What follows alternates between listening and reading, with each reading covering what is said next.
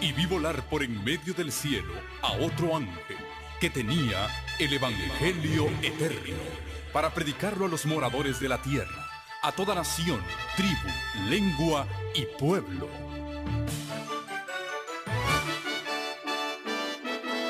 Con ustedes su programa cristiano con temas bíblicos de actualidad.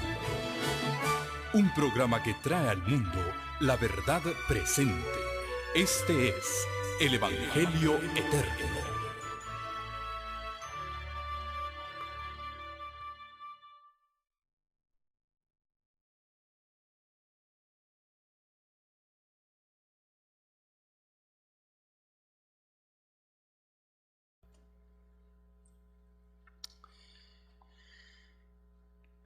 En nuestro estudio del desarrollo del carácter, para poder un día portar sobre nuestra frente el nombre de Dios y del Cordero, el sello del Dios viviente en nuestra alma.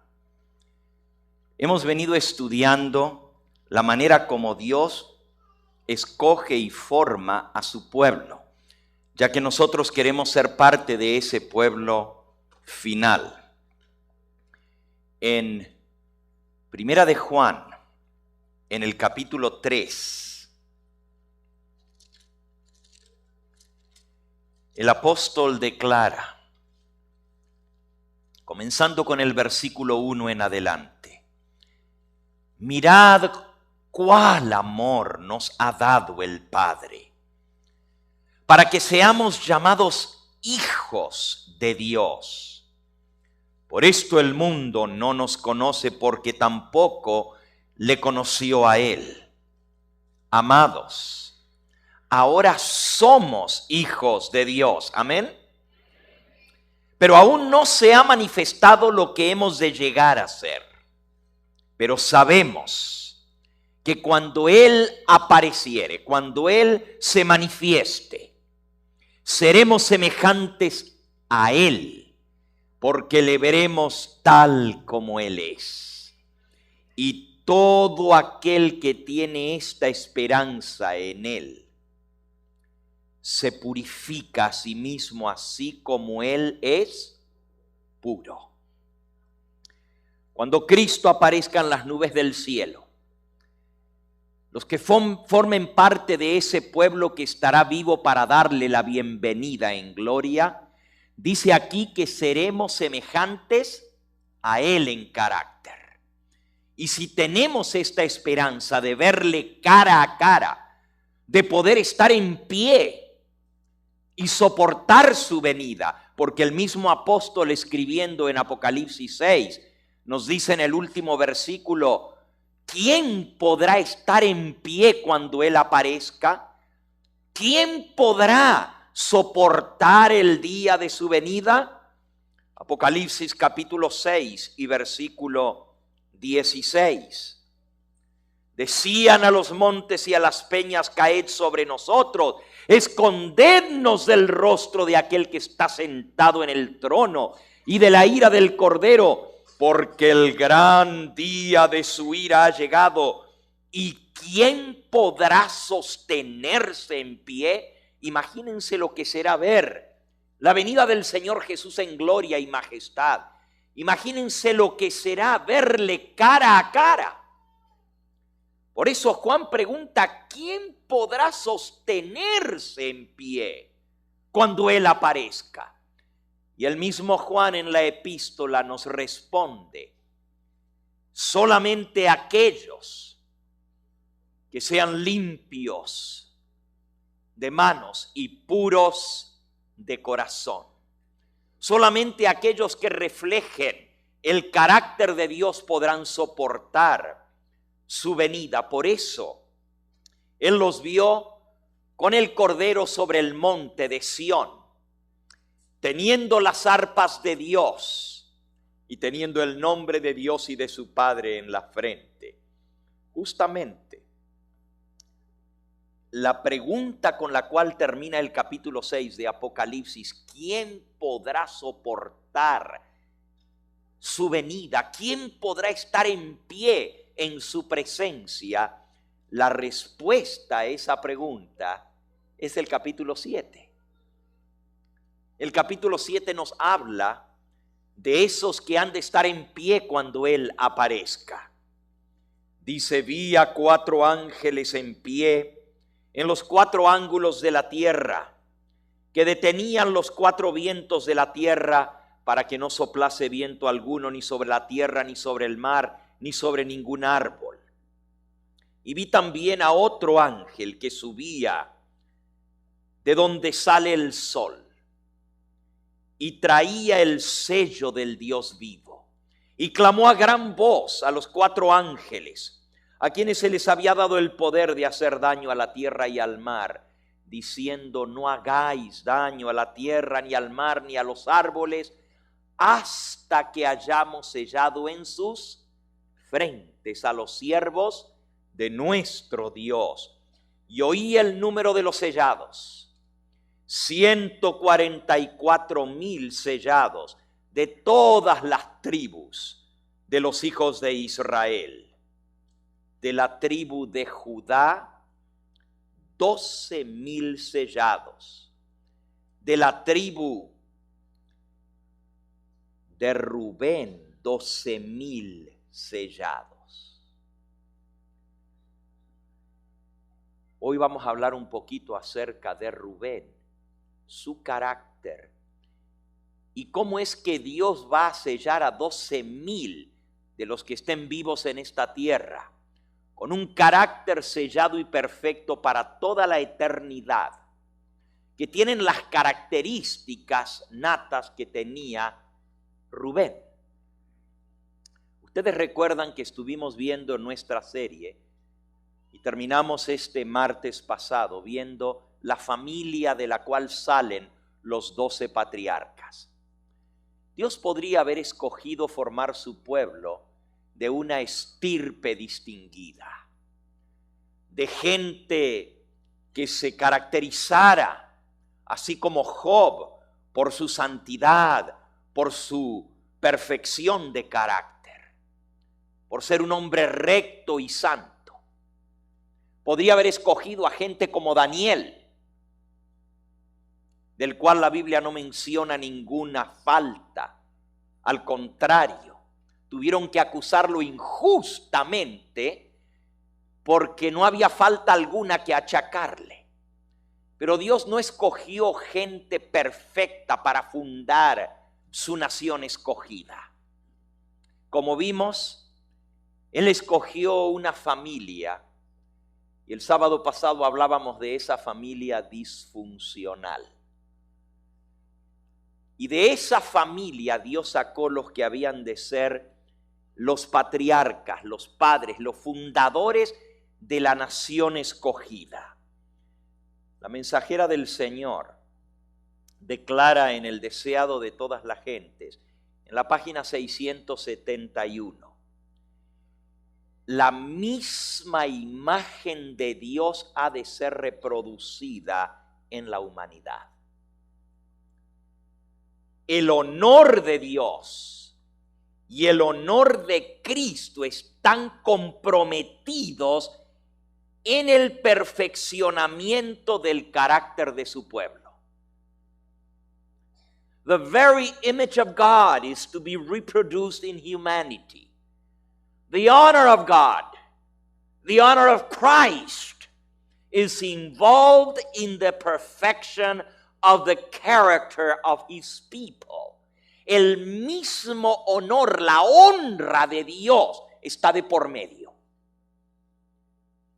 En tener un pueblo que refleje el carácter de Dios. Si Dios no logra esto, Él va a quedar como mentiroso. Porque Dios ha dicho: sed pues vosotros santos como yo soy santo. Sed pues vosotros perfectos como vuestro Padre que está en los cielos es perfecto, dijo el Señor Jesús. Y resulta que Dios nos manda a hacer algo que no se puede lograr. Por eso es que el honor de Dios y de Cristo están comprometidos en el tema del desarrollo del carácter de sus hijos. Él va a tener un pueblo en esta tierra que cuando Él aparezca será semejante a Él, dice la Escritura. ¿Y cómo es Él? Él es santo, Él es puro, no hay pecado en Él. ¿Cómo entonces Dios va a desarrollar un carácter perfecto en sus hijos? Justamente Dios escoge la última generación que viva en esta tierra para demostrar lo que la gracia de Cristo puede hacer, transformando a una generación debilitada por 6,000 años de pecado, acosada por las debilidades de una naturaleza pecaminosa heredada, con los pecados de 6,000 años y debilidades de generaciones anteriores. Y Dios no cambia su manera de actuar, porque cuando Él escoge el pueblo escogido, el pueblo elegido del Antiguo Testamento, también lo hace. De lo peor saca lo mejor. Toma material inservible, material dañado, material que cualquiera hubiera descartado, y de ese material que no sirve, Dios hace el edificio para su gloria. ¡Qué tremendo! Nosotros estamos arreglando la casa donde voy a vivir y les garantizo que hubiera sido más fácil, ¿verdad, Ricardo?, comenzar de cero que tener que arreglar lo viejo. Pero Dios toma aquello que no sirve, aquello que nadie daría nada por ello, y hace de eso su obra maestra. El apóstol San Pablo declara exactamente eso, escribiendo a los Corintios, cuando él dice: mirad, hermanos, vuestra vocación. Primera de Corintios, capítulo 1, versículo 26. Mirad, hermanos, vuestro llamado, vuestra vocación, que no sois muchos sabios según la carne, ni muchos poderosos, ni muchos nobles, sino que lo necio del mundo escogió Dios para avergonzar a los sabios, y lo débil del mundo escogió Dios para avergonzar a lo fuerte, y lo vil del mundo, lo menospreciado, lo que no servía, escogió Dios, y lo que no es, para deshacer lo que es, a fin de que nadie se jacte en su presencia. Alabado sea el nombre del Señor, que Él escoge lo vil, lo menospreciable. Y así Dios escogió a esa familia, a la familia de Abraham, para ser de esa familia el pueblo escogido. Cuando nosotros pensamos en Abraham decimos: oh, pero es que Abraham era el amigo de Dios, era el hombre de la fe, el padre de todos los creyentes. Debe haber sido un hombre tremendamente poderoso en su fe, maravilloso. La palabra de Dios nos dice que Dios escogió a Abraham de la basura. Lo sacó literalmente del zafacón de basura. Aunque ustedes no lo crean. Miren lo que dice Ezequiel, capítulo 16.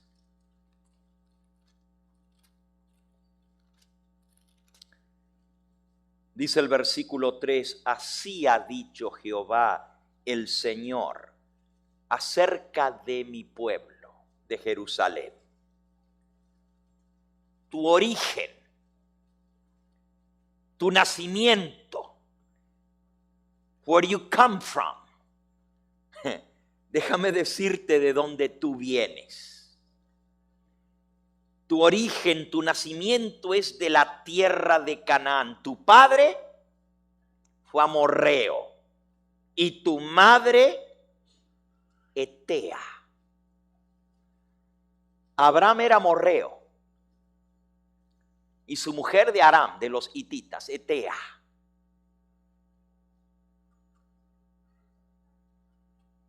¿Saben lo que eso significa? Dios llamó a Abraham a salir de Ur de los caldeos, de entre los amorreos. Caldea, o la antigua Amorrea, con el tiempo se llegó a conocer como Babilonia. La capital de Babilonia era la ciudad de Babilonia, el centro mundial de la idolatría. La capital del culto al dios Sol, Marduk. Y Ur de los Caldeos, la segunda ciudad en importancia en Babilonia, era el centro del culto a la adoración de la diosa luna, Ishtar. Y relacionado con el culto a la diosa luna, había todo tipo de aberraciones religiosas. No voy a entrar en los detalles del culto sórdido a la diosa del amor y la fertilidad, donde el sexo, aún el sexo y las orgías públicas eran parte del culto.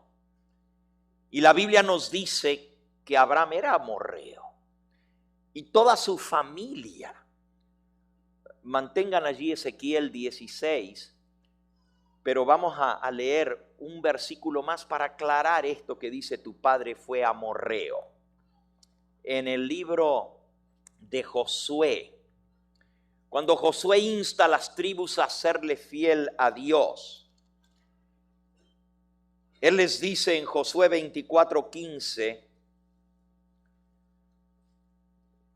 podemos leer el 14, temed a Jehová, servidle con integridad y en verdad, quitad de entre vosotros los dioses a los cuales sirvieron vuestros padres al otro lado del río, y en Egipto, y servid a Jehová.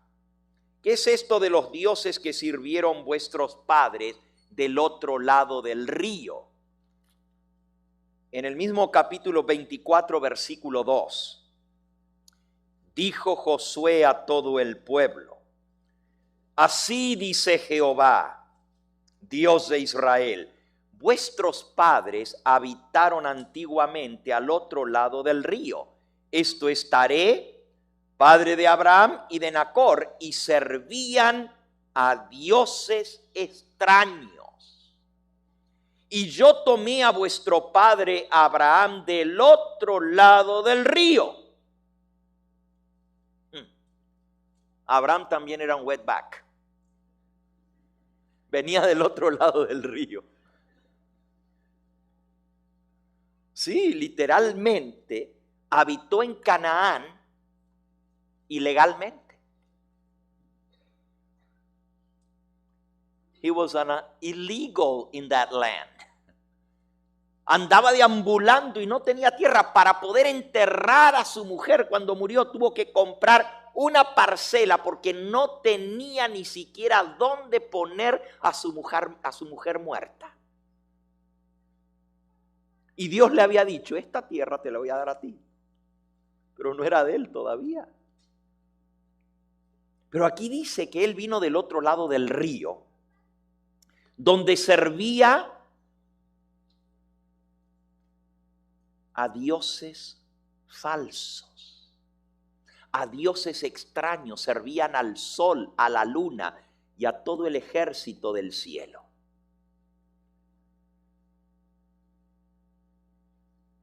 Ese fue el origen del pueblo de Dios. Y yo podría hablar mucho más de lo que significaba crecer en Ur de los Caldeos y vivir en esa ciudad. Tengo un libro que ya se los he mencionado en esta serie, donde cuenta cómo era el mundo de aquel entonces y cuenta cómo era la ciudad de Ur de los Caldeos, la inmoralidad y suciedad que había en esa ciudad de donde venía Abraham. Literalmente Dios sacó a Abraham del zafacón, porque Babilonia, que era la capital, era más distinguida, era una ciudad más encumbrada. Pero Ur de los Caldeos era el centro de prostitución de toda la nación. Y de ahí sacó Dios a Abraham. Y no crean que Abraham era diferente. Acabamos de leer que él adoraba a esos dioses extraños. Él estaba envuelto en ese culto a la diosa Ishtar, con todo lo que eso significaba. Por eso, hablando Dios del origen de su pueblo, volviendo a Ezequiel 16, dice: acuérdate de tu origen, de dónde has venido. Tu origen, tu nacimiento es de la tierra de Canaán, tu padre fue amorreo y tu madre hetea. Y en cuanto a tu nacimiento, y está hablando de Israel, en cuanto a tu nacimiento, el día que naciste, no fue cortado tu ombligo. ¿Saben lo que eso significa? No, eso es el prepucio. Pero el ombligo, dice, seguiste pegado a lo que venía, no rompiste el cordón umbilical. O sea, todo lo que traías lo seguiste. No fue cortado tu ombligo de tu padre amorreo y de tu madre hetea. En otras palabras, lo que ellos eran, eso seguiste siendo tú. El día que naciste, no fuiste lavada con agua para limpiarte, ni salada con sal, ni fuiste envuelta con fajas, en pañales. No hubo ojo que se compadeciese de ti para hacerte algo de esto, teniendo de ti misericordia, sino que fuiste arrojada sobre la faz del campo, con menosprecio de tu vida en el día en que naciste.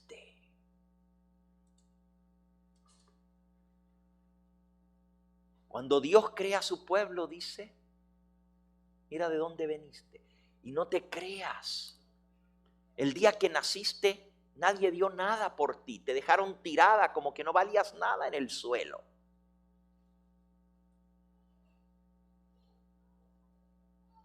No hubo quien se compadeciese de ti.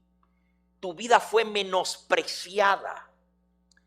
Y yo, dice el versículo 6, pasé junto a ti y te vi sucia en tus sangres. Y cuando estabas en tus sangres te dije, vive.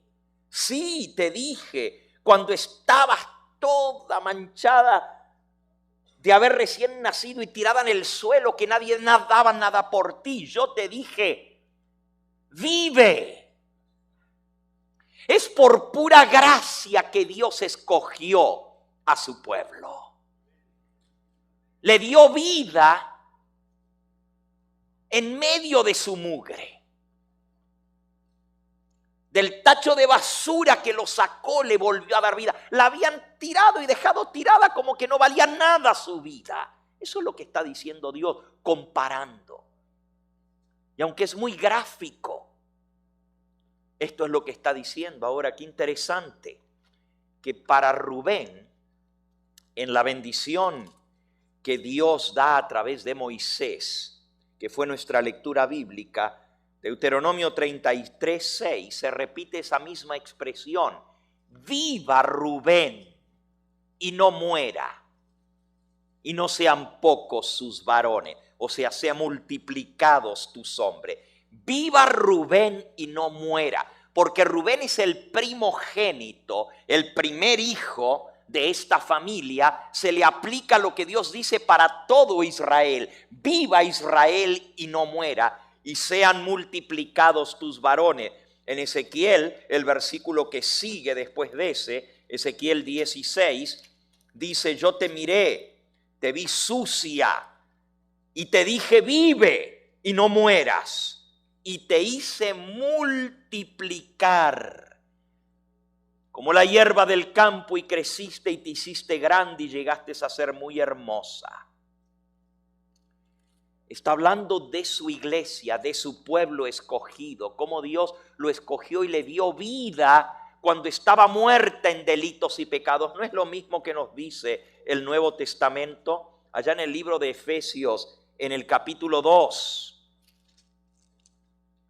Él os dio vida, versículo 1. Él os dio vida a vosotros cuando estabais muertos en vuestros delitos y pecados, en los cuales anduvisteis en otro tiempo, siguiendo la corriente de este mundo, conforme al príncipe de la potestad del aire, el espíritu que ahora opera en los hijos de desobediencia, entre los cuales también todos nosotros vivimos en otro tiempo, en los deseos de nuestra carne, haciendo la voluntad de la carne y de los pensamientos, y éramos por naturaleza hijos de ira igual, lo mismo que los demás. Pero Dios, que es rico en misericordia, por su gran amor con que nos amó, aun estando nosotros muertos en pecados, nos dio vida. Dijo Dios: vive y no mueras. Dios nos dio vida cuando estábamos muertos en delitos y pecados. Ahora, esa es la maravilla de lo que Dios hace, del milagro de Dios. Y nosotros estudiamos un poquito estas reuniones anteriores, cómo era esa familia de la cual nacen los patriarcas. Esta familia tan disfuncional. Hablamos de esto el sábado pasado.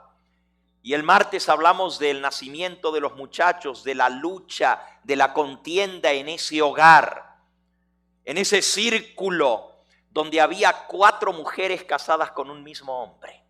Imagínense, qué hogar para crecer. Algunos de nosotros no podemos con una sola mujer, ¿verdad? Pero Jacob tenía 4 mujeres que se odiaban entre sí, que no se podían ni ver. Raquel, la amada, con todo el ardor del romanticismo, la Biblia dice que era afectuosa, amante. Pero ahí estaba Lea, su rival, implacable, calculadora, fría, ambiciosa, pero sobre todo envidiosa de su hermana. Y las complicaciones que vinieron como resultado de la poligamia en ese hogar. Elena de White dice en el libro Profetas o Patriarcas y Profetas, cómo era ese hogar y lo que significa en ese hogar el haber tenido más de una esposa.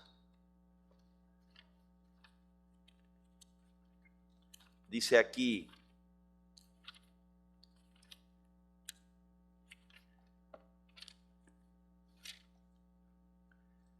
sobre los resultados de la poligamia en ese hogar.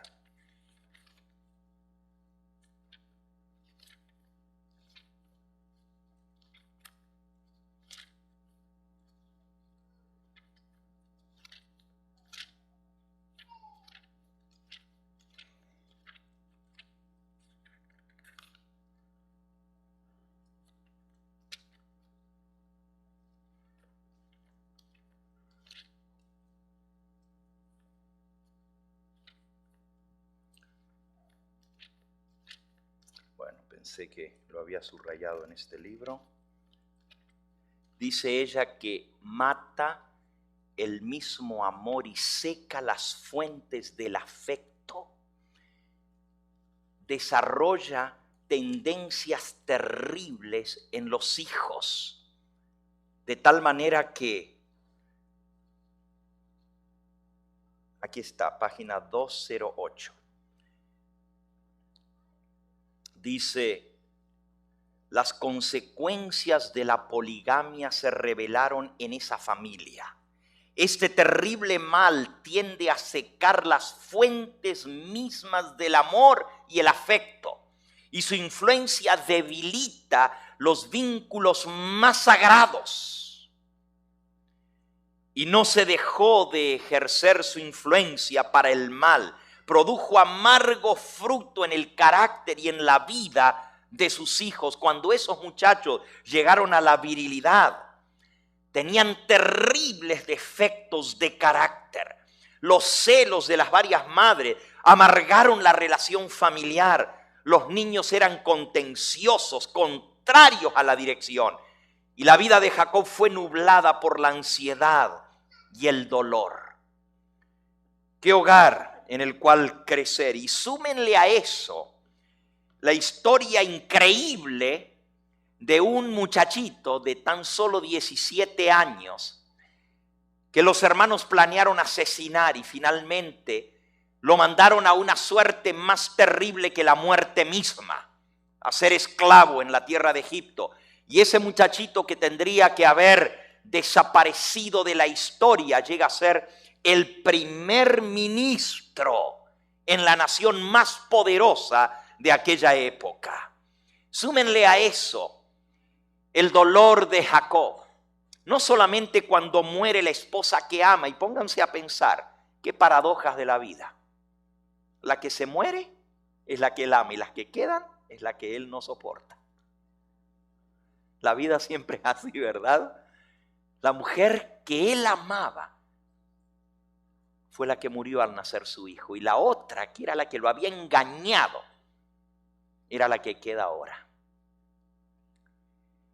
Y súmenle a eso el dolor de ese hijo, hijo de la mujer amada, que desaparece y lo da por muerto. El engaño de esa familia, 22 años esos muchachos engañando a su padre, viéndolo descender con canas a la sepultura. Cada vez iba secando su corazón, su vida misma, no quería vivir del dolor que sentía, y sin embargo siguieron engañando, siguieron mintiendo a su padre. Y luego pónganse a pensar en todo lo que pasó en esa familia. Asesinato premeditado. Ahora, muchos de ustedes imaginan que quizás habiendo 12 hermanos, había mucha diferencia de edad entre estos muchachos. Pero cuando usted saca el registro, se da cuenta que realmente no había mucha diferencia de edad.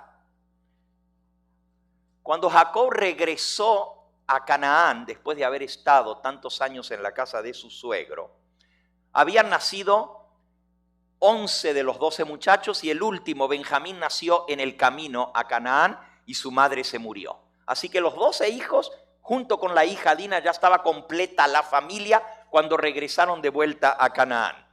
Y pónganse a pensar que José tenía 6 años de edad. El bebé Benjamín acababa de nacer, se llevaban 6 años con su hermano de madre y padre, pero el mayor de la familia, que era Rubén, solamente tenía 12 años de edad. Y usted dice, ¿cómo? Si eran 12 hijos. Pues acuérdense que tenía 4 mujeres. Y los muchachos iban naciendo no cada 9 meses, sino a veces estaban las 4 embarazadas al mismo tiempo. Sí, literalmente la diferencia en edad, Rubén el mayor tenía 12 años cuando José tenía 6. O sea que los 10 otros hermanos entre medio estaban entre los 6 y los 12 años de edad. Muy cerquita en edad. A veces nos imaginamos que había mucha diferencia de edad, que José era mucho más joven que sus hermanos. Hoy vamos a hablar un poquito de Rubén, pero para entender a Rubén tenemos que ver algunas cosas más de esa familia. Por 11 años vivieron en Canaán. Fueron creciendo, se fueron haciendo grandes los muchachos. Pero luego vino una crisis, la crisis que va a marcar a esa familia por toda su vida. Vino en forma repentina y sin anunciarse de antemano cuando José tenía tan solo 17 años de edad. Ahora veamos un poquito, vamos a Génesis en el capítulo 37.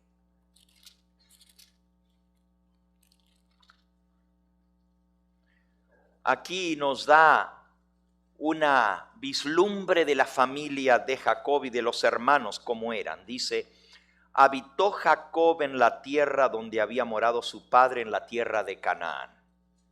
Esta es la historia de la familia de Jacob. José, siendo de edad de 17 años, apacentaba las ovejas con sus hermanos y el joven estaba con los hijos de Bila y con los hijos de Silpa, mujeres de su padre, e informaba José a su padre de la mala fama de ellos. Amaba, versículo 3, Israel a José más que a todos sus hijos, porque lo había tenido en su vejez y le hizo una túnica de diversos colores. Y viendo sus hermanos que su padre lo amaba más que a todos sus hermanos, lo aborrecían y no podían hablarle pacíficamente. Wow, ¿cuánto dice esto de este hogar, verdad? En primer lugar, dice que José le contaba a su padre la mala fama o la mala conducta de sus hermanos. Y estos lo odiaban, lo aborrecían, no solo porque su padre había mostrado favoritismo en este muchacho, porque lo amaba, dice aquí, más que a todos los demás hermanos, sino que la conducta de José era una continua reprimenda contra ellos. Dice Patriarcas y Profetas, página 209. Hasta ese cariño que Jacob demostró por su hijo José iba a llegar a ser motivo de pena y dolor. Imprudentemente Jacob dejó ver su predilección por José y esto motivó los celos de los demás hijos. Al ver José la mala conducta de sus hermanos se afligía mucho y cualquiera diría, oh, era un nene de papá. Era un chismoso que le iba a contar a su padre todo lo que ellos hacían. Pero miren lo que dice Elena de White. A José le afligía mucho ver la conducta de sus hermanos. En varias ocasiones, en forma muy prudente y suave, les habló y los reconvino. Pero esto hizo que ellos se volcaran más contra él y que mostraran su odio y resentimiento. No podía decirles nada. Cualquier cosa que le decía era peor.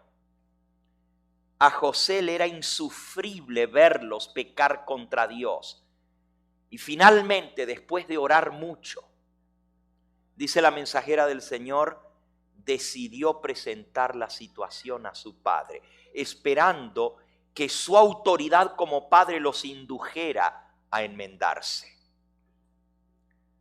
Por eso José le fue a contar a su padre cómo eran los muchachos, la fama que tenían, la manera como se comportaban. Y no fue a decirle, papi, me tratan mal, me maltratan a mí. No, él estaba preocupado por la vida espiritual de sus hermanos. Estaba preocupado de verlos que iban camino en descenso. Y por eso se acercó a su padre y les dijo, papá, tienes que hacer algo. Tú como padre tienes que corregir a tus hijos. Jacob dice aquí, procuró cuidadosamente no excitar la ira de sus hijos mediante la dureza o la severidad. Pero saben, el problema era que la vida familiar no había permitido que Jacob enderezara a esos muchachos de chicos. No tenía autoridad para hacerlo, porque él mismo vivió una vida que no estaba de acuerdo a la voluntad de Dios. Así que los muchachos casi no podían ser corregidos, porque las madres eran peores que ellos, se vivían peleando en ese hogar. Se vivían diciendo cosas feas, imagínense. Las palabras cortantes y sarcásticas que se tiraban las hermanas entre sí. Y todo eso los muchachitos lo fueron bebiendo de chiquitos. Y ellos sabían cómo lograr sus cosas. Y siempre usaban, manipulaban la situación familiar para lograr sus propósitos. Y el padre, sabiendo que él mismo era el que había cometido esos errores, no tenía autoridad paterna para poderlos corregir. Ahora, cuando llega grande, Elena de White dice que de todos los hijos, el que salió diferente fue José. Él era diferente a sus hermanos. Él amaba a Dios. Elena de White cuenta de que José le encantaba escuchar a su padre contar las historias de cómo se encontró con Dios en el camino a Betel, de la escalera que unía al cielo con la tierra, de la promesa que Dios le hizo, la historia de su abuelo, cómo había nacido por un milagro, o sea, de Isaac, la historia de Abraham, de Sara. Su padre lo sentaba, dice Elena de White, sobre sus rodillas, y el niño vez tras vez le decía: papi, cuéntame otra vez la historia de la escalera que une el cielo con la tierra. Y Jacob le repetía esa historia constantemente, y el corazón de este niño se iba enterneciendo con la realidad de la existencia de Dios, y ese Dios que se preocupa por sus hijos, y su carácter por estar cerca de su padre. Y recuerden que su padre había enmendado su camino y había cambiado su carácter después de esa noche con la lucha con el ángel, ¿se acuerdan? Allí fue donde Dios le cambió el nombre, le puso Israel en lugar de Jacob, que significaba un cambio de carácter. Y de ahí en adelante el padre fue totalmente distinto. Podríamos leer con respecto a esto, dice: de aquella lucha nocturna, página 208 de Patriarcas y Profetas, de aquella noche nocturna al lado del río Jaboc, Jacob salió siendo un hombre distinto. Fue la noche definitiva de su conversión al Dios verdadero. La confianza en sí mismo había desaparecido. Desde ese día en adelante ya no manifestó su astucia anterior. En vez del disimulo y el engaño, en vez de la mentira y la farsa, los principios de su vida fueron la sencillez y la veracidad. Había aprendido a confiar con sencillez en el brazo del Omnipotente, y en la prueba y la aflicción se sometió humildemente a la voluntad de Dios. Los elementos más bajos de su carácter habían sido consumidos en la hornaza, y el oro verdadero se purificó hasta que la fe de Abraham y de Isaac aparecieron con toda nitidez en el carácter de Jacob. Alabado sea el nombre del Señor. Él también logró la victoria, pero hermano, cuando eso pasó, todos sus hijos, con excepción de Benjamín, habían pasado los 5 años de edad. Y Elena de White dice que el carácter queda plasmado y formado a los 5 años. Oh, si nosotros pudiéramos hablar de la importancia que son esos primeros 5 años en la vida de los niños, en el hogar. Aún la influencia prenatal es tremendo. Ya el carácter de ellos estaba formado, lo habían visto. Mientras se estaban formando, mientras el disco duro de cómo iba a ser su temperamento se estaba formateando en ellos, Ni Jacob había sido el ejemplo correcto, ni ninguna de las madres había sido el ejemplo correcto. Y los muchachos reflejaron esos rasgos de carácter. Y aunque el padre cambió, los efectos en este hogar fueron funestos. Ahora, de todos ellos, el único diferente era José. Y la razón para eso es que José era el más pequeño cuando fue la conversión en la vida de Jacob. Y de ahí en adelante él fue un hombre nuevo, dedicó tiempo a sus hijos, pero los demás ya estaban más grandecitos. Pero el más chiquitito, pasó más tiempo con su padre y se moldeó su carácter distinto. Entonces José estaba muy preocupado por sus hermanos. Dice aquí, Jacob procuró cuidadosamente no excitar la ira de sus hijos mediante dureza o severidad. Ya estaban más grandes. Ya no podía obligarles. No lo hizo cuando debiera haberlo hecho. Ahora era demasiado tarde. Sin embargo, sentía la responsabilidad de padre y quería ayudar a sus hijos a que por sí mismos pudieran cambiar. Con profunda emoción, con lágrimas en su voz, expresó su ansiedad respecto a ello. Le suplicó que honraran sus canas, que no recubriesen de oprobio su nombre. Y sobre todo, le suplicó llorando que no deshonrasen a Dios, que no menospreciaran sus mandamientos y sus preceptos. Avergonzados de que se supiera la fama que tenían por afuera esos muchachos, porque en la casa eran una cosa, o por lo menos pretendían ser una cosa, pero allá afuera, fíjense que la Biblia dice, informaba a su padre de la mala fama de ellos. No era solamente mala conducta, sino la fama que tenían en todas las inmediaciones.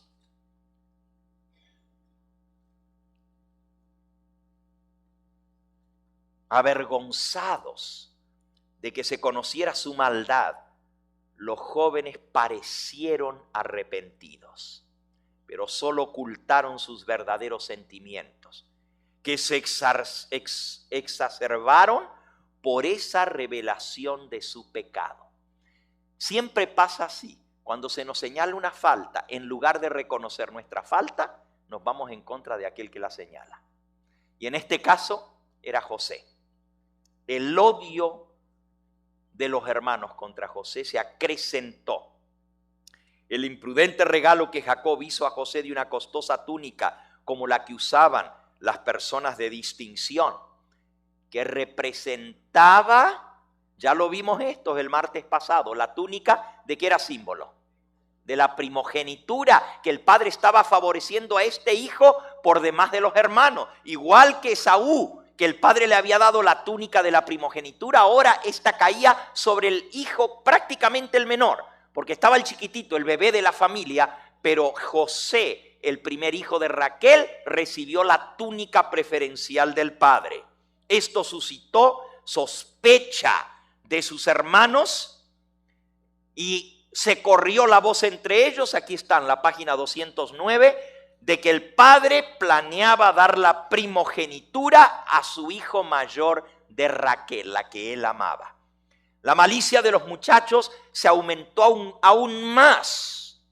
Un día cuando él, en su inocencia, les contó su sueño. Versículo 5 de Génesis 37. Soñó José un sueño y lo contó a sus hermanos, y ellos llegaron a aborrecerle más todavía. Les dijo, este es el sueño que he soñado. Atábamos manojos en medio del campo, y aquí que mi manojo se levantaba y estaba paradito, derecho. Pero los manojos de ustedes que estaban alrededor se caían y se inclinaban delante del mío. Sus hermanos le dijeron, ¿qué? ¿Reinarás tú sobre nosotros o señorearás sobre nosotros? Y le aborrecieron aún más a causa de sus sueños y sus palabras. Y luego soñó otro sueño y otra vez la cosa se puso peor. En el otro sueño dice, soñé otro sueño, versículo 9, y aquí que el sol y la luna y 11 estrellas se inclinaban a mí. lo contó a su padre y a sus hermanos. Su padre le reprendió y le dijo: ¿qué sueño es este que soñaste? Ahora, ¿qué tenía la culpa José, de tener ese sueño? Era un sueño que venía de Dios, porque el sueño se cumplió años más tarde, cuando todos sus hermanos se inclinaron delante de él en Egipto. Él no tenía la culpa de haber soñado eso, pero su padre lo reprendió y le dijo: ¿qué sueño es este?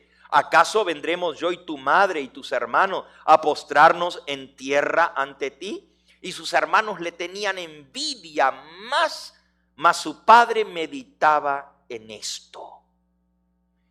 Luego viene la historia. Sus hermanos se fueron a apacentar las ovejas de su padre en Siquem. Y ustedes recuerdan la historia. Y aquí es donde vamos a ver a Rubén. Y vamos a ver qué posición ocupaba Rubén en esta familia.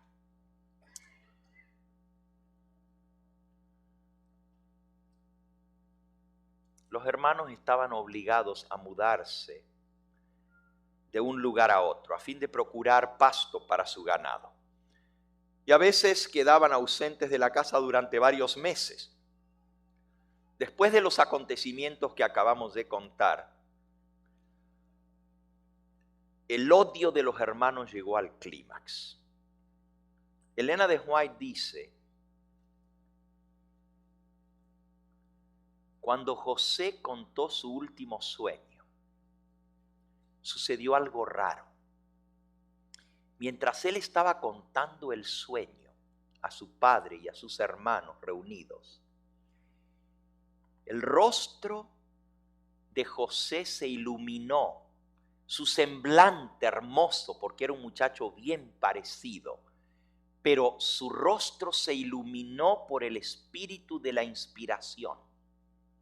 Y brilló su rostro, sus hermanos lo notaron, su padre también, y no pudieron reprimir la admiración. Elena de White dice que era el brillo de la santidad de su carácter que afluía a través de él. Qué hermoso, hermanos. El carácter de él era tal que hacía brillar su rostro, y el Espíritu Santo estaba sobre él en ese momento, el espíritu de la inspiración. Sintieron admiración. Y en ese momento, a pesar de que él estaba contando ese sueño, sintieron en su corazón al verlo a él el deseo de cambiar. Pero dice aquí: no quisieron dejar sus malos caminos. Por un tiempo cambiaron. Pero luego volvieron a sus andanzas y comenzaron a sentir odio hacia la pureza que reprendía sus pecados. El mismo espíritu que animara a Caín se encendió en sus corazones. Ahora, los muchachos habían ido a Siquem. Pasó algún tiempo sin noticia de ellos. Y su padre empezó a temer por la seguridad a causa de la crueldad cometida con los siquemitas. Esta historia no la hemos contado todavía, porque la vamos a contar cuando lleguemos a estudiar sobre Simeón y Leví. Pero se las menciono de paso. Siquem era el pueblo donde asesinaron a todos los varones, Simeón y Leví. Ahora ellos estaban en esa zona atendiendo a las ovejas, y el padre estaba muy preocupado: seguro ya me mataron a mis hijos. Por eso decidió mandar a José a buscarlos para que le trajera noticias respecto al bienestar de sus muchachos. Si Jacob hubiera conocido las verdaderas intenciones del corazón, los sentimientos de sus hijos contra José, jamás lo habría dejado ir solo a donde estaban ellos. Pero ellos habían ocultado muy cuidadosamente lo que sentían contra el muchacho. Con corazón regocijado, José se despidió de su padre. Nunca se imaginó José que no iba a volver a ver a su padre. Se despidió de él: te veo al rato, te veo en unos días. Iban a pasar más de 30 largos años antes que él volviera a ver a su padre. Se despidió.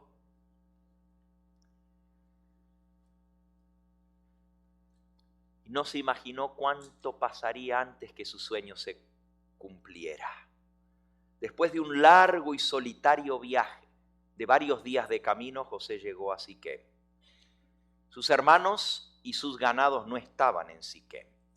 Preguntó por ellos, esa historia está en los versículos que sigue.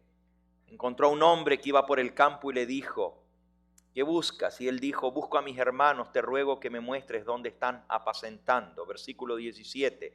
Y el hombre le respondió: se han ido de aquí, yo les oí decir, vamos a Dotán. Entonces José fue tras sus hermanos y los halló en Dotán. Cuando ellos lo vieron venir de lejos, antes que llegara cerca de ellos, conspiraron contra él para matarle y dijeron el uno al otro: he aquí viene el soñador. Ahora pues venid y matémoslo y echémoslo en una cisterna y diremos: alguna mala bestia lo devoró, y veremos qué pasará con sus sueños. José había viajado más de 50 millas, o sea, 80 kilómetros a pie para ir a ver a sus hermanos. Y todavía de Siquem eran 15 millas más, o sea, le quedaba otro día de camino. Se apresuró, se olvidó de su cansancio con el fin de mitigar la ansiedad de su padre y encontrar a sus hermanos, a quien él amaba, a pesar de que ellos eran duros de corazón contra él. Sus hermanos lo vieron acercarse, pero ni el pensar en su largo viaje que traía, ni el derecho que tenía a la hospitalidad y al amor fraternal, aplacó la amargura del corazón del odio de ellos. Y el ver desde lejos su vestido les trajo otra vez el recuerdo y los puso frenéticos. El amor de su padre, el cariño especial. ¡Ahí viene el soñador!, dijeron. Fueron dominados por la envidia y la venganza. Elena de White dice que se les metió el demonio de la venganza en su corazón. Fueron poseídos por Satanás. Pero ahora aquí aparece Rubén. Versículo 21. Cuando Rubén oyó esto, el plan de matarlo, lo libró de sus manos y dijo: no lo matemos. Les dijo Rubén: no derraméis sangre, echadlo en esta cisterna que está en el desierto, y no pongáis mano en él, por librarlo así de sus manos, para hacerlo volver a su padre. Aquí aparece Rubén como el hijo mayor. Tenía entonces 23 años de edad, todavía era joven. Sin embargo, ya su carácter se había revelado por lo que él era. Tenía características de líder. Pero vamos a leer un poquito de su carácter. Y en esta historia se revela claramente su carácter. Si vamos a Génesis 49, cuando Jacob estaba viejo, que fue la historia que estudiamos el martes pasado. Cuando Jacob mandó a llamar a sus hijos junto a su cama, su lecho de muerte, dice Génesis 49:1. Llamó Jacob a sus hijos y les dijo: juntaos y os declararé lo que ha de acontecer en los postreros días. Juntaos y oíd, hijos de Jacob, y escuchad a vuestro padre Israel. Y entonces comienza con Rubén, versículo 3. Rubén, tú eres mi primogénito, mi fortaleza, el principio de mi vigor, principal en dignidad, principal en poder. Aquí el viejito Jacob, aunque estaba viejo y ya ciego, sin embargo, Elena de White, como ya vimos el martes pasado, dijo que el espíritu de inspiración posó sobre él. iluminó el pasado de sus hijos, su presente y también su futuro, y pudo discernir hasta el final del tiempo las últimas tribus de Israel, los descendientes que vivirían en esta tierra, porque dice, les declararé lo que ha de acontecer en los postreros días. Y al comenzar a hablar de Rubén, todo el amor paterno, toda la ambición de un hombre cuando se casa y quiere formar su familia, ahora afloran en su bendición final.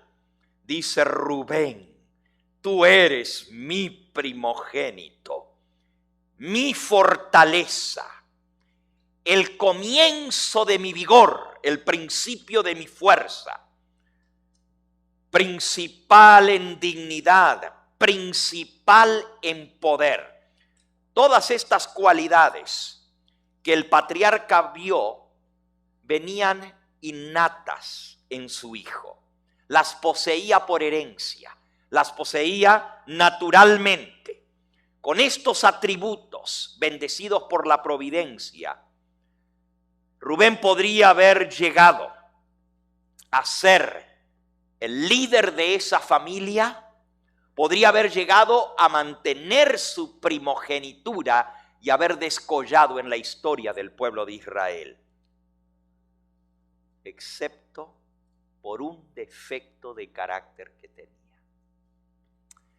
Oh, mis hermanos, hay tantos rubenitas que se destacan hoy, que son líderes natos, que tienen influencia, tienen dignidad, poder, pero así como Rubén, tienen una falta de carácter, y esa falta de carácter destruye todas las buenas cualidades que tienen. ¿Cuál era la falta de carácter que tenía Rubén? Versículo 4. Impetuoso como las aguas. En otra versión dice corriente como las aguas. Y en la versión Valera Antigua dice inestable como el agua. No serás el principal. Por cuanto subiste al lecho de tu padre, entonces te envileciste subiendo a mi estrado. Oh, mis hermanos, Rubén tenía esas características de líder principal, dignidad, pero tenía un problema. Era como el agua. Como el agua inestable, que cambia de forma, que se adapta a las circunstancias. Unstable like water. Inestable como el agua, o impetuoso como el agua.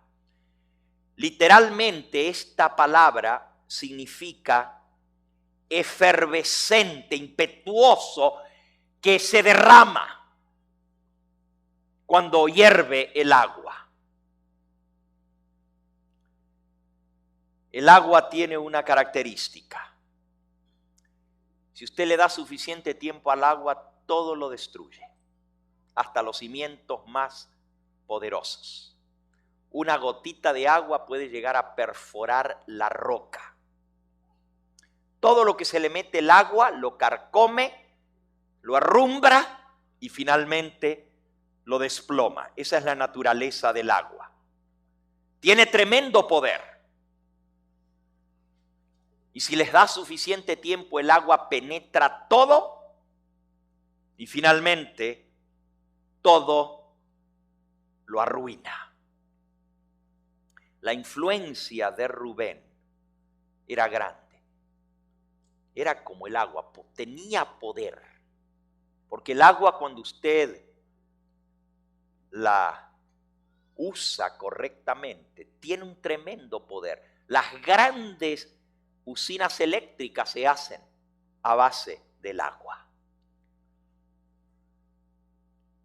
Produce electricidad hidráulica. También El poder del vapor del agua cuando hierve es tremendo. Puede mover lo que no lo logra ninguna otra cosa. El poder que tiene el vapor del agua hervida es tan grande que puede mover locomotoras y puede mover máquinas, edificios. Lo más pesado se hace con el poder del agua, hidráulicamente. Pero también el agua tiene un problema. Si no es controlada, si no es puesta en una posición con barreras, si no se le ponen barreras al agua, el agua fluye por el terreno de menos resistencia y siempre fluye ¿hacia dónde? Hacia abajo. Ese era el problema del carácter de Rubén. El curso descendiente. Sus buenas cualidades quedaban opacadas por su tendencia hacia el camino fácil. Actuar impetuosamente sin pensar lo que iba a hacer. Tomar el camino más fácil. Y esto está ilustrado en este pecado que él cometió, que aún casi 90 años más tarde, en el lecho de su muerte, su padre no se puede olvidar. Y lo menciona en la bendición final, recordando ese terrible pecado, porque fuiste como el agua. Impetuoso no serás el principal, porque te subiste al lecho de tu padre, te envileciste subiendo a mi estrado. Parece increíble, porque desde el punto de vista de la razón, parece raro que este muchacho se haya fijado en la esposa de su padre. El crimen de Rubén no tiene explicación, porque Bilha, la esposa de su padre, la sierva, tenía por lo menos 15 o 20 años más que él. La historia que estamos contando sucedió antes del suceso de Jacob. Él era un muchacho en su juventud, pero se fijó en esta mujer que era la esposa de su padre y él se había criado como hijo en esa casa. Literalmente era como su mamá, aunque no era su mamá de carne, pues era la esposa de su padre. Y por un momento de satisfacción efímera, por un momento de un gozo pasajero, sacrificó su nombre, sacrificó su influencia, sacrificó su dignidad, la paz mental, y trajo enemistad, discordia, dolor, sufrimiento a la casa de su padre. Por un momento de placer, echó todo por la borda. Todo el bien que Rubén podría haber logrado en su vida, por su influencia con sus hermanos, fue destruido completamente. Le perdieron totalmente la confianza. Tanto le perdió el padre su confianza que decidió no darle el lugar de preeminencia, la primogenitura, por su forma impulsiva de actuar. Jóvenes y señoritas, Rubén es el esclavo de sus pasiones. Es líder, tiene cualidades tremendas, pero no puede dominar sus pasiones. Porque falló en dominar su apetito, perdió el derecho de la primogenitura.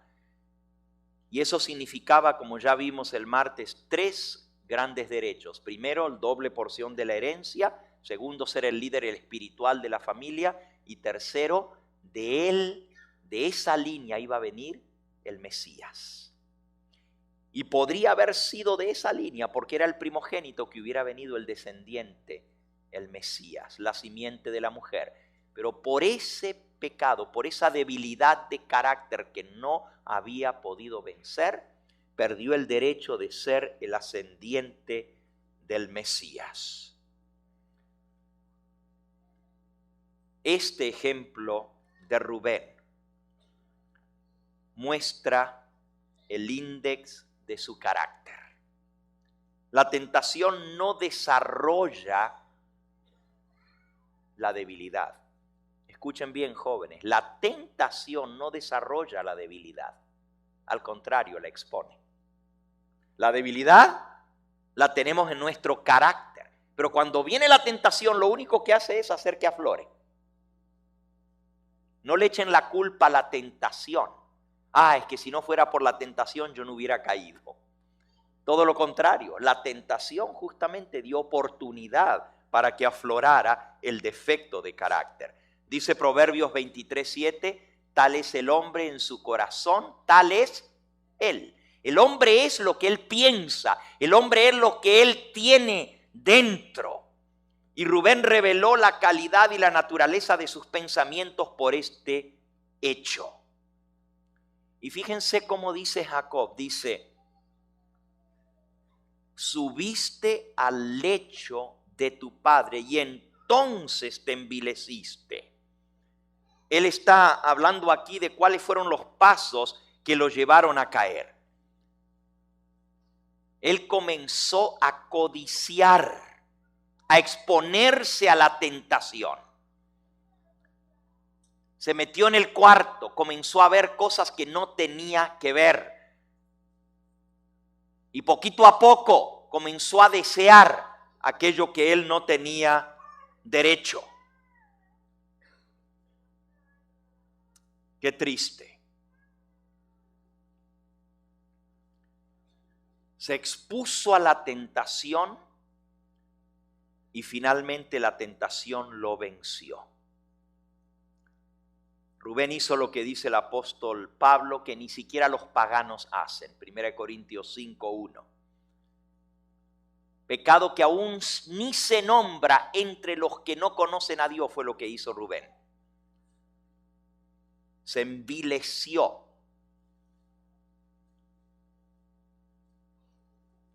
Jacob dijo, no serás el principal. No mereces ser el líder de tu familia. Y la influencia de este hombre que no podía pararse, que no tenía columna vertebral para decir que no a lo malo. Aunque era un líder, aunque tenía influencia positiva, no tenía la fuerza de voluntad para poder vencer. Su mala tendencia se demuestran en la misma historia que estamos leyendo allí en Génesis, cuando sus hermanos decidieron matar a José. Fíjense que las intenciones de Rubén son buenas. Y tenía influencia en sus hermanos. Miren si no lo tenía, a pesar del pecado que había cometido y todo. Era un líder, los hermanos le escuchaban. Habían planeado matarlo, pero cuando Rubén oyó esto, los libró de sus manos y dijo, no lo matemos.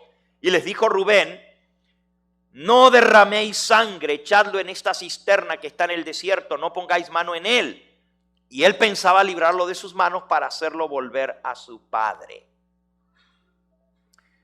Ahora, hermanos, le hicieron caso sus hermanos.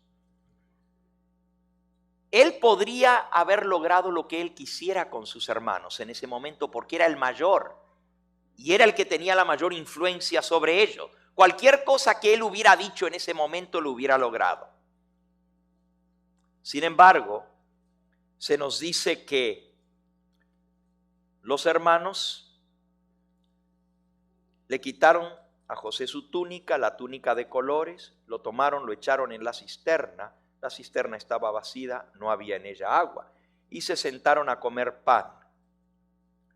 Ahora, hermanos, Rubén no estaba allí. Elena de White dice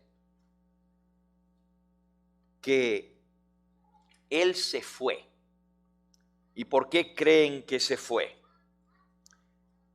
Dice que él se fue de sus hermanos. Aquí en Patriarcas y Profetas dice que él estaba luchando consigo mismo para poder imponerse a sus hermanos y decir, no hagamos esto. Pero no tuvo el valor para enfrentarse, no tuvo la fuerza para decirle a sus hermanos: esto está mal, no debemos hacerlo.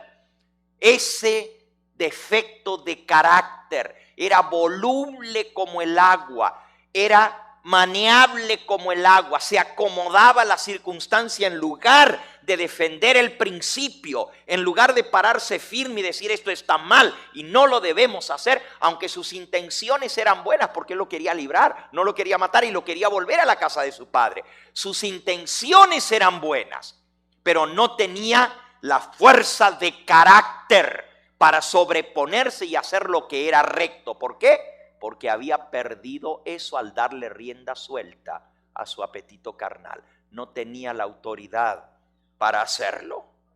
Elena de White dice que estaba luchando consigo mismo.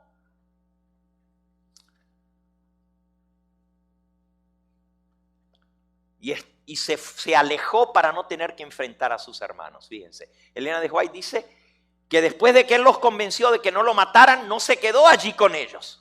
Se alejó, se fue a ver las ovejas que se habían ido por allá para que no tuviera que confrontarse con ellos directamente. Hay mucha gente que no tiene la fuerza de carácter y entonces postergan la decisión. Tarde o temprano se tenía que enfrentar con ellos y postergarlo para más tarde no iba a cambiar la situación.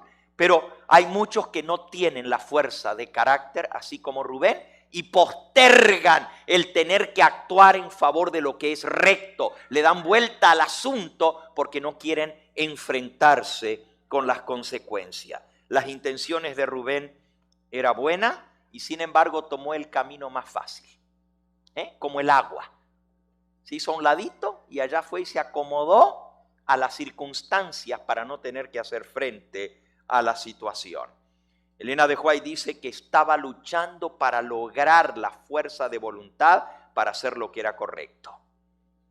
Esperaba, dice, regresar más tarde y librarlo y hacerlo volver a su padre. Esa era la naturaleza de Rubén. ¿Saben cuál era el lema de Rubén? El lema de Rubén era: no hagas hoy lo que puedes hacer mañana. Al revés de no dejes para mañana lo que debes hacer hoy, el lema de él era: no hagas hoy lo que puedas hacer mañana. Enfréntate más tarde con esto. Ese era su credo, como el agua, buscando la manera más fácil. Cuando regresó con sus hermanos a la escena del crimen era demasiado tarde. Lo habían vendido a los madianitas.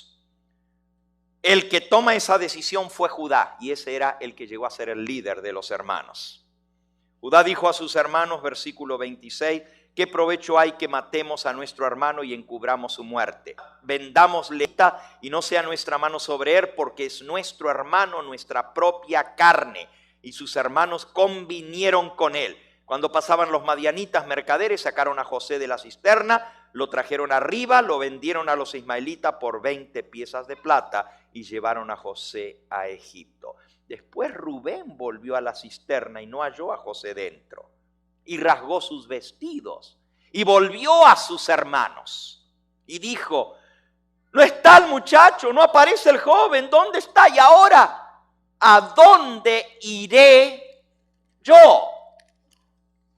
¿A dónde iré yo? Aquí otra vez se muestra el carácter de Rubén. Cuando le dijeron que lo habían vendido, todavía había tiempo de irlo a rescatar. Todavía podían mandar a correr detrás de él. Si Rubén se hubiera plantado en ese momento, si Rubén hubiera dicho: esto está mal lo que ustedes están haciendo, vamos a irlo a buscar, lo podrían haber comprado de vuelta a los ismaelitas. Pero lo único que le importó es: ¿y ahora? ¿Dónde estaré yo? ¿Qué va a pasar conmigo? Le importó más lo de él que lo de su propio hermanito. Más adelante vamos a estudiar la vida de José y de sus hermanos y vamos a ver cómo es que ellos lograron sus cambios de carácter. Ahora estamos viendo los defectos y las virtudes del carácter de Rubén. Y vamos a aprender un poquito de lo terrible que fue para José esta experiencia en su vida. Sin embargo, Rubén en esta historia muestra ser esclavo de su debilidad. ¿A dónde iré? Es todo lo que le importa. No hizo nada para salvar a su hermano. Podemos decir, trataba de salvarlo, dijo que pongan tenía buenos sentimientos, así hay muchos que tienen buenos sentimientos, pero no hacen lo que tienen que hacer para lograr hacer el cambio que sea significativo. Y eso nos muestra también los años que siguieron. Rubén hizo el pacto del silencio con los demás hermanos. Podría él haber tomado la iniciativa, que era el mayor, y haberle contado a su padre la realidad, pero no lo hizo. El carácter de Rubén aflora varias veces en la historia. El tiempo ha transcurrido, en esta hora tenemos que terminar. Creo que en lugar de hablar esta tarde de Simeón y Leví, voy a terminar el tema de Rubén. Porque no solamente en esta historia vemos su carácter, hay muchos otros detalles de carácter que tenemos que entender para comprender y darnos cuenta si quizás entre nosotros haya algunos rubenitas. Esclavos de sus pasiones, que no tienen columna vertebral para decir no a lo malo. Tienen buenas intenciones, quieren hacer lo recto, desean hacer lo que agrada a Dios, pero no tienen la fuerza de voluntad. Quizás haya algunos que también sean líderes natos, que tienen facilidad, tienen influencia sobre los demás, pero porque no tienen el valor de defender lo que es recto, arrastran a otros al pecado también. El carácter de Rubén, inestable como el agua, nos habla de personas que necesitan el poder de Dios para cambiar. Y esta tarde entonces vamos a aprender cómo fue que vino el cambio en la vida de Rubén y cómo él logró vencer estos defectos de carácter para que su nombre aparezca en una de las 12 puertas de la ciudad de Dios. Por las puertas de perla de la ciudad de Dios van a entrar miles de rubenitas, que por naturaleza tienen un carácter débil, no tienen fuerza de voluntad para vencer lo malo, son esclavos de sus pasiones. Y yo sé que hay muchos en esta misma hora que dicen, yo ya sé cuál es mi tribu. No te apresures porque son 12 las tribus. Y acabamos de ver una parte del carácter de la primera tribu, los rubenitas. Pero con lo poco que has visto, tú sabes que tienes ese defecto de carácter. Aunque eres líder, aunque tienes influencia, aunque quieres hacer lo bueno, no tienes el poder para vencer. Es muy diferente al carácter de Simeón, y lo vamos a ver, o el de Judá, totalmente distinto. Débil de carácter, voluble, inestable como el agua. Se deja moldear por la circunstancia en lugar de usar la circunstancia para lograr la victoria. Se acomoda a las circunstancias. Ese es el carácter de Rubén. Por la gracia de Cristo se puede vencer aún ese defecto de carácter. Y déjenme decirle, Rubén llegó a ser un vencedor y lo vamos a ver esta tarde cómo logró vencer y cómo logró cambiar su carácter por la gracia de Cristo. Vamos a estudiar también sus descendientes y vamos a ver los de la tribu de los de la tribu de Rubén. Y vamos a ver algunos otros personajes de esa tribu que todos tienen las mismas características. Y vamos a ver cómo a través de esa tribu podemos aprender nosotros a vencer para un día poder entrar por esa puerta que dice Rubén. Mira un hijo, y Dios va a decir, mira, 12,000 hijos de la última generación, los últimos que vivieron en esta tierra, con toda la debilidad de todas las generaciones pasadas, pero pudieron entrar por esa puerta. Alabado sea el nombre de Dios. y detrás de ellos una innumerable muchedumbre de toda nación, tribu, lengua y pueblo que también van a entrar por la puerta de Rubén. Rubén es el hombre débil de carácter que no tiene fuerza para vencer. Sin embargo, la bendición de Moisés lo alcanza. Viva Rubén y no muera. Alabado sea el nombre del Señor. Como vimos al principio, que Dios puede mirarte y decir: te conozco como eres, con tus defectos, pero he escogido que vivas. Te voy a dar vida, aunque estés muertos en tus delitos y pecados. Aunque tu carácter sea tal que no tengas el poder para vencer, yo te voy a dar la victoria. Porque no hay hombre más débil que el que se cree fuerte. Y no hay hombre más fuerte que el que reconoce su debilidad y se abraza, se agarra del brazo del todo omnipotente para vencer. Vamos a concluir con una oración muy especial. Aunque todavía no podemos definir claramente cuáles son las tribus, porque hemos visto una parte de la primera tribu, la tribu de Rubén. Sin embargo, yo sé que hay personas aquí en esta hora que saben que necesitan ayuda de Dios para vencer, porque puede ser que sean esclavos de las pasiones. Puede ser que tengan la debilidad del apetito corrompido en su vida, el apetito carnal. Yo sé que es muy difícil reconocer algo así públicamente, por eso no les voy a pedir que pasen aquí adelante, porque yo sé que es difícil públicamente decir: ese soy yo, ese es mi defecto de carácter. Pero allí en el lugar donde tú estás, si el Espíritu Santo te está hablando y quieres decirle: Señor Jesús, yo necesito tu poder, porque no puedo por mí mismo. He tratado muchas veces y he caído. Yo necesito que tú me des la victoria.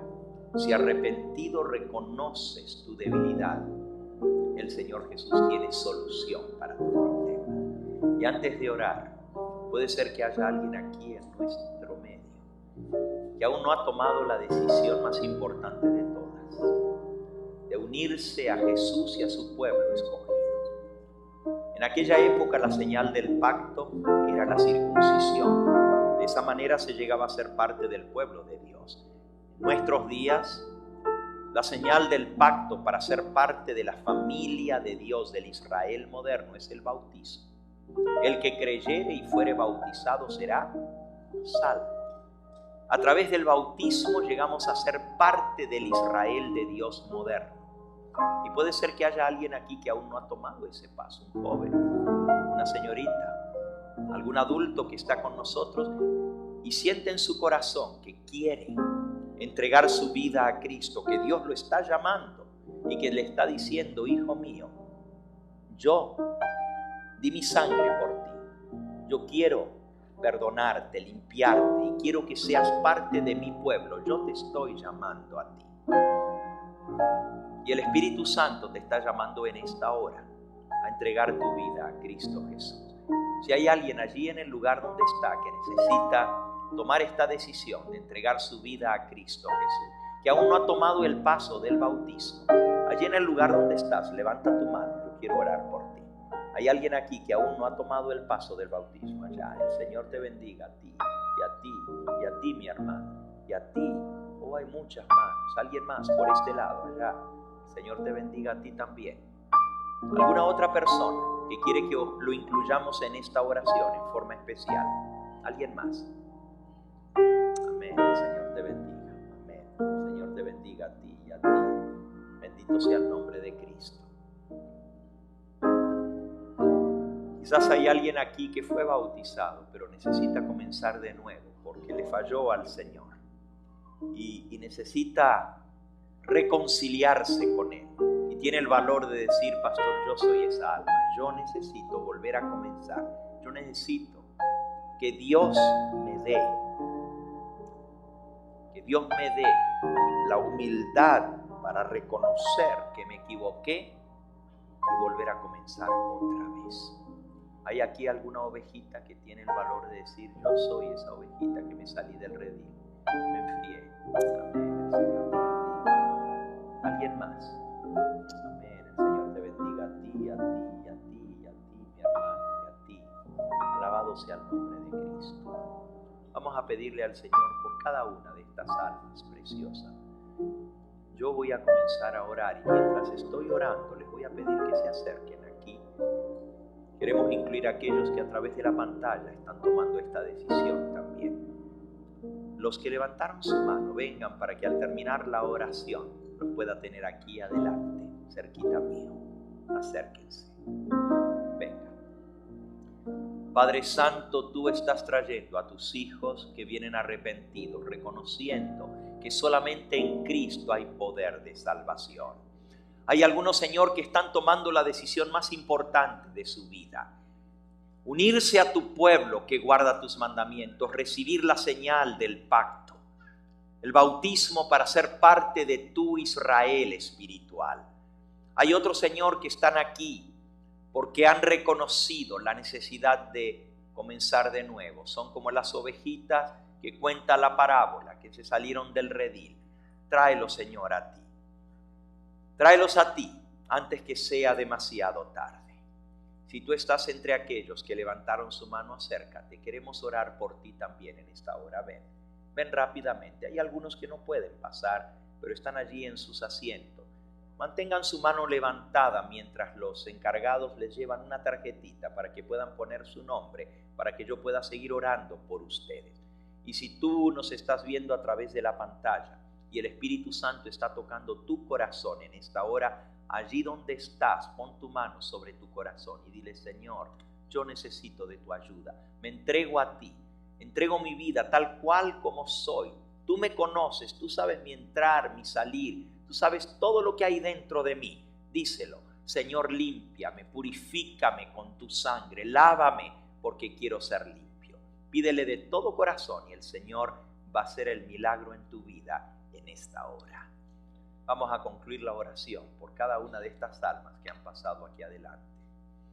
Padre Santo, mira estas almas, son preciosas para ti. Cada uno de ellos han venido respondiendo a tu llamado, tú los trajiste. Y tú dices: el que a mí viene, yo no lo echo fuera. Recíbelo, Señor.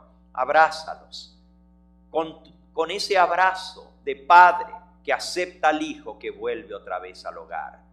Y así como vamos a aprender esta tarde de Rubén, que él también se fue por mucho tiempo del hogar paterno, pero fue el hijo pródigo del Antiguo Testamento que regresó a la casa de su padre, que así estas almas que en esta hora han tomado la decisión de volver al redil puedan ser parte de este pueblo redimido que tú vas a venir a buscar cuando vengas en las nubes del cielo. Sella cada decisión para vida eterna. Los entregamos en tus brazos de amor, junto con la consagración de toda nuestra vida a ti, a través de Jesucristo nuestro Salvador. Amén, Señor. Amén.